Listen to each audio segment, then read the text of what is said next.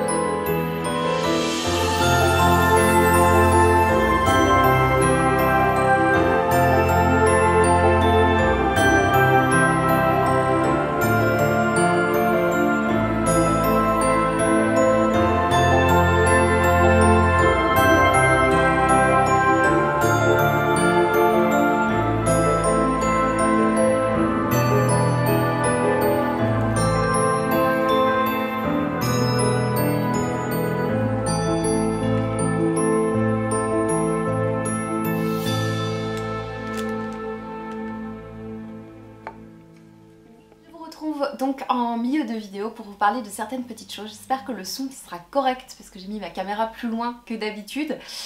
Alors j'avais envie de vous parler de toutes sortes de petites choses. Donc je sais pas quand vous regardez cette vidéo, Mais si nous sommes genre la veille de Noël ou l'avant-veille, bah, je vous souhaite un très joyeux Noël. Et si de toute façon c'est après Noël, je vous souhaite aussi un joyeux Noël en fait. Pas de discrimination. J'espère vraiment que vous allez bien, que vous passez de bonnes fêtes si vous les fêtez évidemment. Et si vous les fêtez pas, j'espère de toute façon que vous allez bien.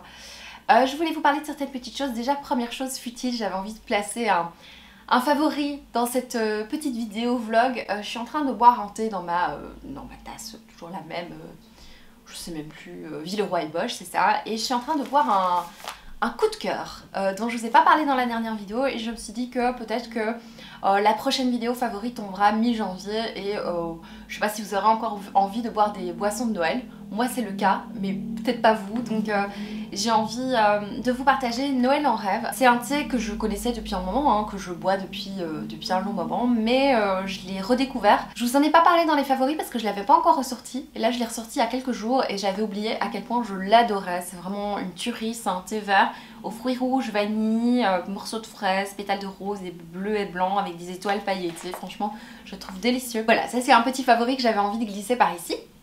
J'ai envie de vous parler de certaines choses. On va parler lecture et puis je vais parler de Noël. Parce que j'ai envie de vous dire quelques petites choses qui sont certes peut-être pas très intéressantes.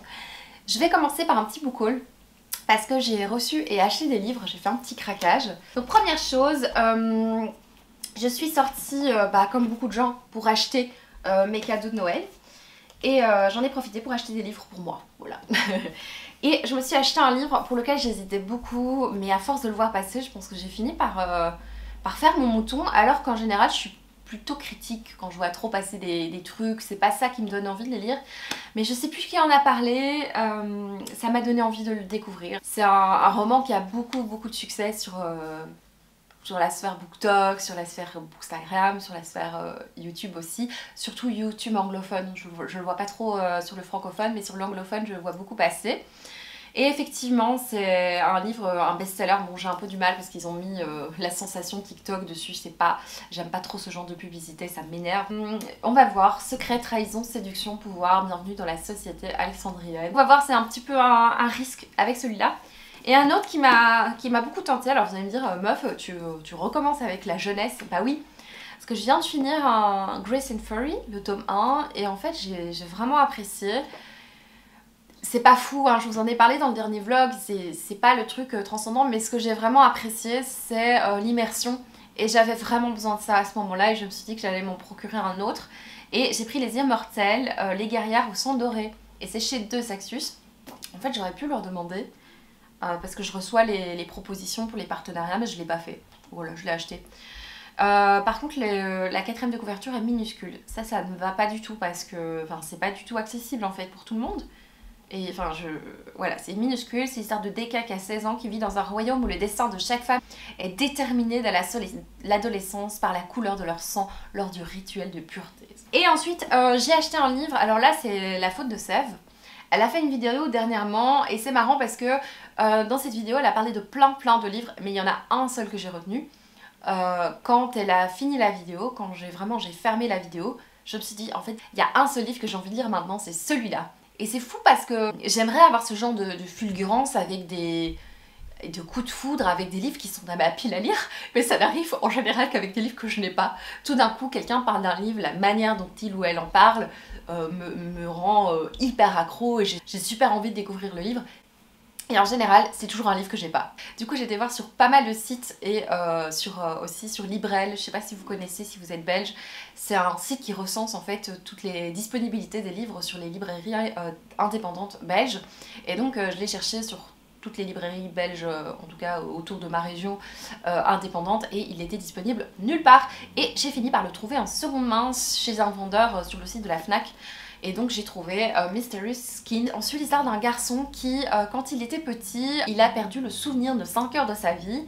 Et quelques années plus tard, il rencontre quelqu'un, je pense qu'il y a un lien avec ce souvenir, et je crois qu'il va se rappeler de ce qui s'est passé. Et je crois que c'est un peu atroce ce qui s'est passé.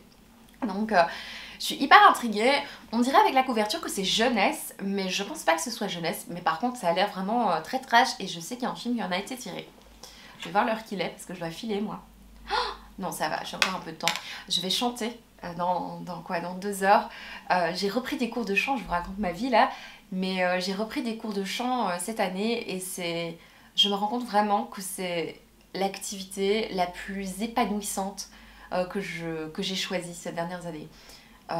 Parce que à chaque fois, en plus ça arrive très souvent que quand je vais à ce cours, je vais pas bien pour telle ou telle raison et quand je sors du cours, je me sens beaucoup mieux et oh, quel bonheur. Et donc j'avais envie de partager avec vous. Du coup là je vais chanter pour une petite audition de Noël. Donc je suis très contente d'avoir repris les cours de chant. Et du coup j'ai pas fini moi pour vous raconter, je vous raconte ma vie, mais j'ai même pas fini le book haul. Et j'ai reçu, alors je sais pas si je vous l'avais montré dans le dernier vlog, et j'ai la flemme de re-regarder mon dernier vlog pour le voir. J'ai reçu pour mon swap de l'Avent avec mon amie Céline, j'ai reçu Marie et Bronia de Natacha Henry. C'est un livre qui est dans ma wishlist depuis super longtemps. Je pense que c'est Margot de Margot Liseuse qui en a parlé il y a longtemps également. Et je pense qu'elle disait à l'époque que c'était un de ses livres préférés. Et bah du coup, moi je suis un mouton et ça m'a donné super envie. Et en fait, c'est l'histoire de Marie et Bronia, deux sœurs qui vivent en Pologne, fin du 19e siècle. Et elles rêvent d'aller à l'université. Donc je pense que ça va être hyper intéressant, ces jeunes filles qui veulent étudier. Enfin, ça a l'air vraiment trop bien. C'est donc le roman autobiographique de l'histoire de Marie Curie. Ça a l'air tout simplement passionnant.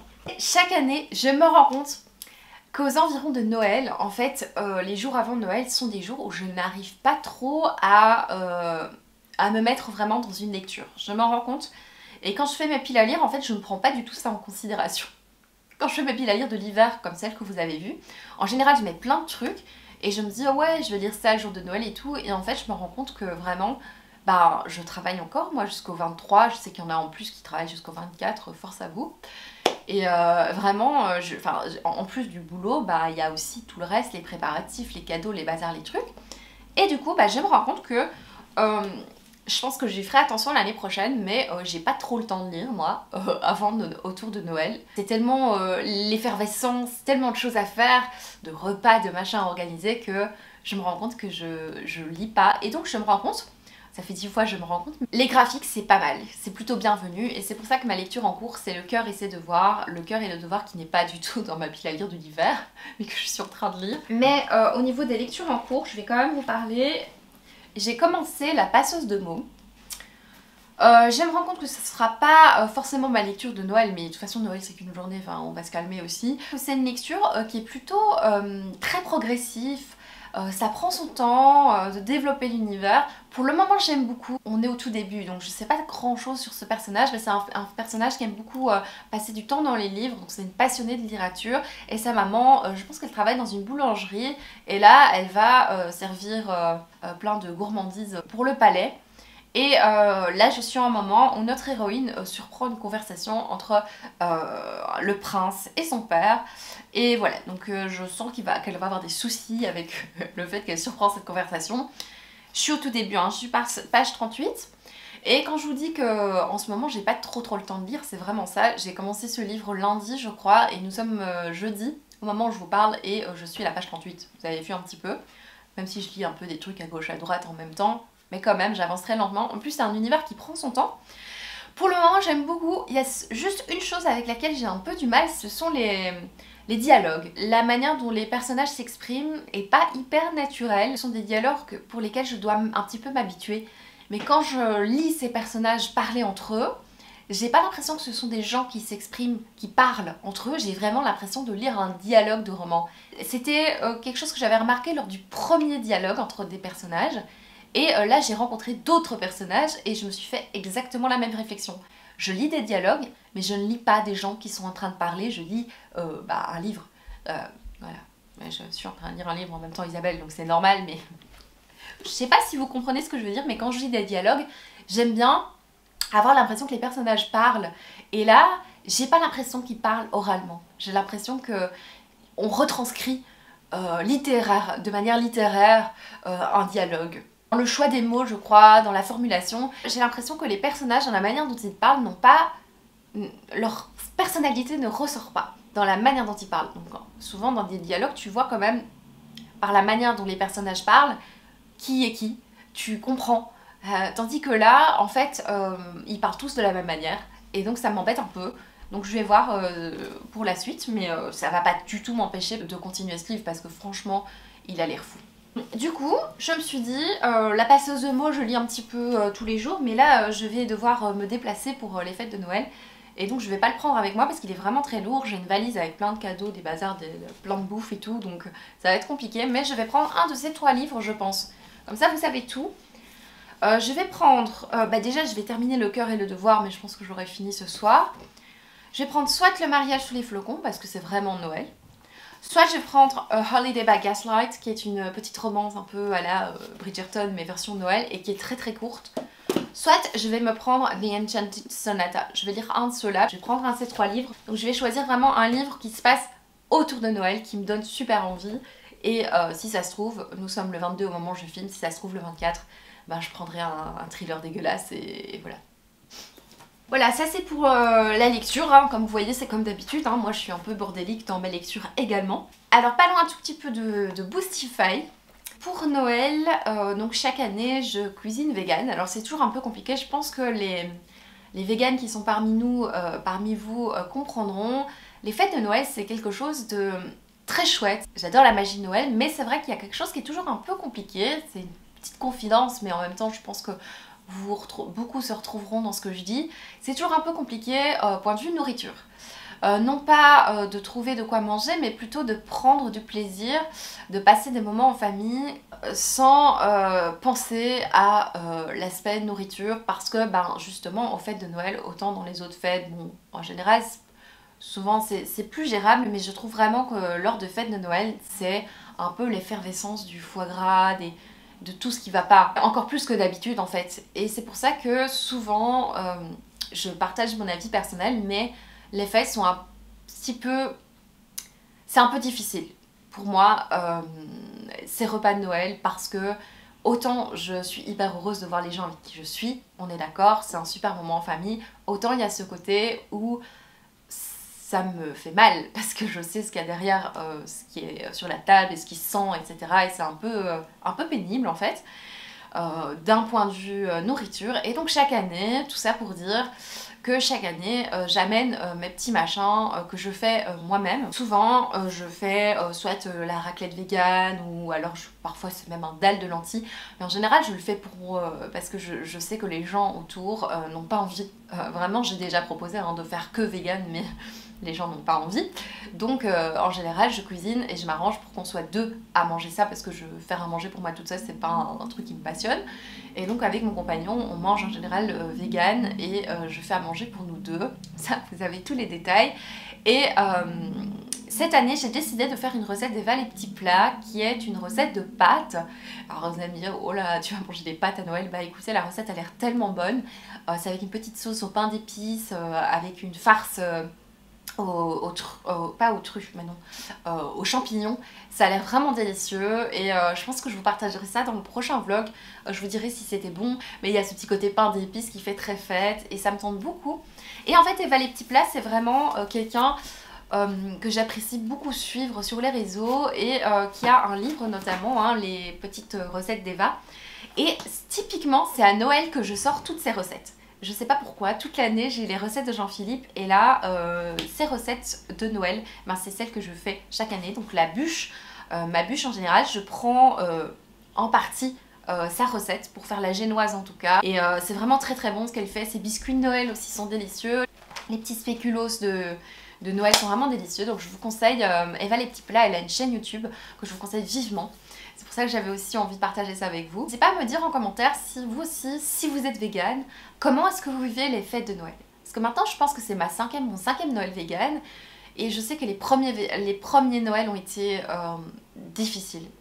Émotionnellement, principalement, je parle vraiment d'un point de vue nourriture, ont été très difficiles, et j'avais envie d'en discuter avec vous pour savoir comment vous vivez ça. Comment vous faites, est-ce que vous réussissez à cuisiner? Parce que moi j'adore cuisiner, je demande pas mieux de cuisiner pour tout le monde, mais je sais bien que les endroits où je fais de Noël, les gens n'ont pas envie, ont envie de cuisiner en fait, ont envie de faire leur truc, donc voilà, chose que je comprends, mais je voulais savoir comment vous le vivez si vous êtes vegan. J'avais envie de vous demander ça, et si vous n'êtes pas vegan, j'espère que discussion ne vous aura pas dérangé. Écoutez, je vais arrêter de blablater, je vais aller me préparer, me pimper pour pouvoir chanter. Et voilà, je vous retrouve plus tard pour la suite de ce vlog qui j'espère vous plaira.